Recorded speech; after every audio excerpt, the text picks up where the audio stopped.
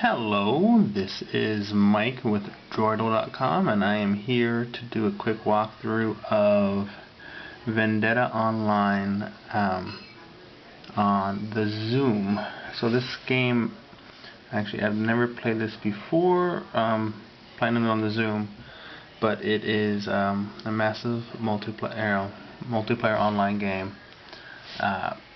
It's set in space, and it's apparently been around for around 5 years prior to it being on the Xoom, and so you're kind of being thrown in, if you've never played it before, into a pretty well developed world and community.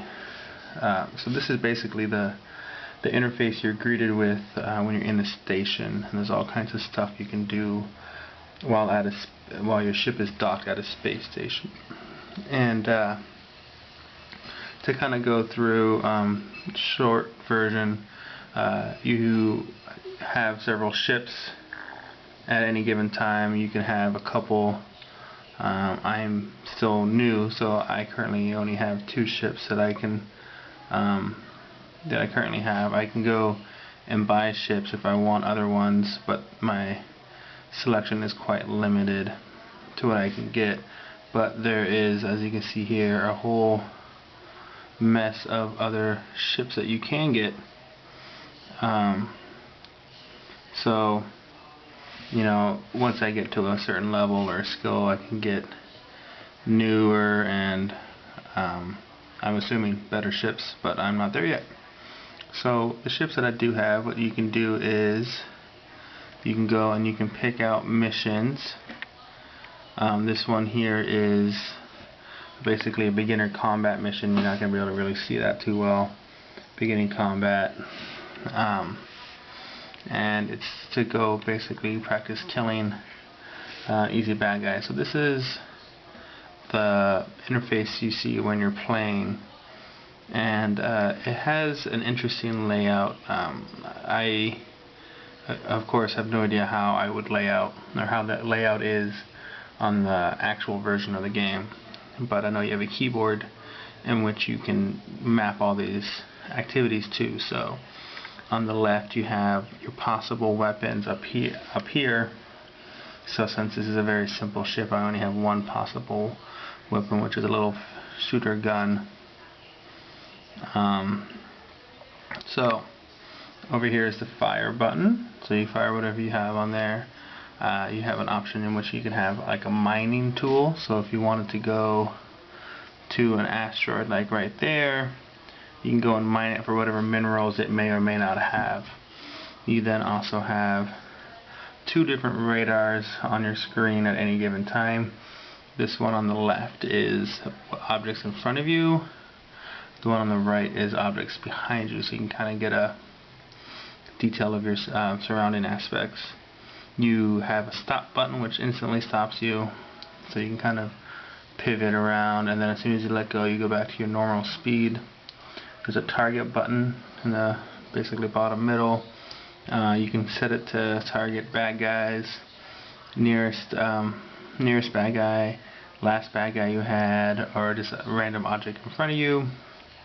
That kind of stuff. Activate is kind of like the jack of all trades. Like if you're almost at a dock, you hit activate to go to that dock. If you're about to jump through a wormhole to another galaxy, you hit the activate to do that. Mission brings up a interface that's similar to what you see at the station. It kind of goes through what mission stuff you have right there. You can then also navigate. So this is the map of the current sector that I'm in, I guess. So let's go. You can then pick on there to where you want to go next, and then you have to get far enough away from civilization, and then you can kind of jump off into the next session without having to physically travel any little ship that far. So let's go there and I'll show you the combat setup with this. So not having played the regular version, I don't know how combat really is when you actually have a keyboard and mouse. I'm assuming it's actually a lot better than what is on this game. For me, I know that I would not be able to play against another player in any kind of competitive fashion.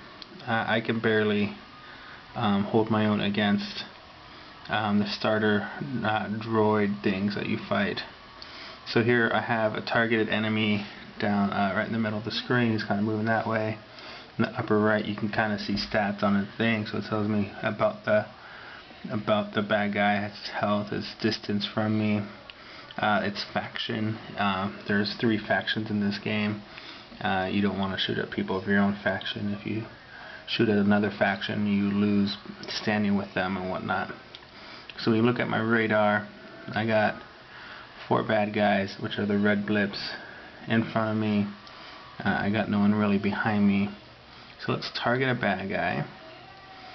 So the issue that I have with this is that you have to gauge your speed over here with this little directional thing. Then you have to fire with the one hand, and then if you have to move, that was a bad example, I killed him really easily. But if you ever have to get any kind of dogfight, you're pretty screwed because you have to try to dogfight and then still move around, because you can strafe and you can kind of get out of the way, but you can't do much at one time. So there's no way in which I can be steering and firing and kind of at the same time. So then he's behind me now. I try to get back there, and then you kind of get back, and so if I'm trying to find him and adjust my speed, but then I can't. I see him again while I'm trying to slow down.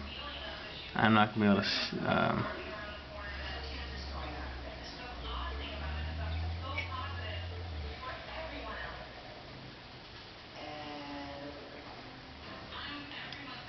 So that, for me, if I was an actual player of this game, I know that I would not be able to really engage in much at all combat in this format. But that doesn't mean it's unplayable. If you're more into the trade or gathering professions like mining, and there's several other types of missions in which you can do deliveries or surveys and courier type stuff. So there's other stuff you can do besides combat. So I think if this is a game that you already play, then it would probably be a really good supplemental way of playing it. Like if you're trying to, if you're traveling or away from home, but you still want to, mine some minerals while you're commuting to work or something like that. But I don't see really being able to play this game to its fullest in this format. Mining and whatnot is perfectly fine so far that I can tell. I've haven't really had any problems with that. It is kind of a you can tell it's not really made for it. Since I've actually only been playing this for about a week, they've already made a few changes to the whole format. They've added a secondary fire button because you can have a few different weapons at once. But when I first started, you'd only shoot. If you had a mining tool as well, you won't be able to use the secondary tool. So they're making improvements a whole bunch. So whatever I'm saying might be outdated by the time this is posted. But it's being someone who has played a few MMOs, I know that you kind of get sucked into this kind of stuff, and I can see that being very true in this game too. I'm almost out of my trial membership time, so that's why I'm doing this review now, so that I can actually show you the game. But it's neat. I definitely want to give it more time to really see what all I can do, but I know right now that combat's not really my forte in this format, and unfortunately it looks like you have to do a lot of combat to really progress in this game. So even if you're not fighting other players, fighting just, you know, random computer controlled units, you're gonna have a hard time.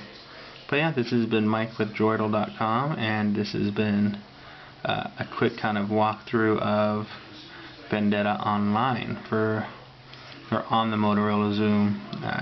I hear that they're planning on bringing it to other devices, such as smartphones that have, or Android phones that have a Tegra 2 processor. It's kind of their main requirement right now, but nothing else has been out. So this is the first Android device that can actually play this game, and I can't even imagine having these controls on such a small screen. I feel kind of cramped as it is. So I'm back at a station, and yeah, this has been Mike with Droiddle. You can follow us on Twitter at Droiddle, or you can just go to Droiddle.com and see our other reviews. Alright, thank you very much.